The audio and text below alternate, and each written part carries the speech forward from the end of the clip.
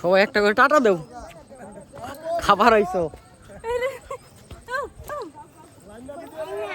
বিয়ার বউ ভাত খাইতে আইছিলাম, ঠিক আছে। আরো আছে, সিরিয়াল আছে। সুন্দর প্রকৃতি, পরিবেশ, শান্তশিষ্ট।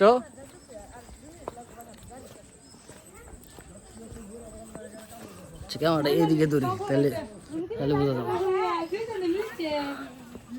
বিষয়টা। আস্তে আস্তে পাবলিক গুলো আইতাছে সিরিয়াল ধরে পিপটার মতো। একটা একটা হাই দিয়া দেন। হাই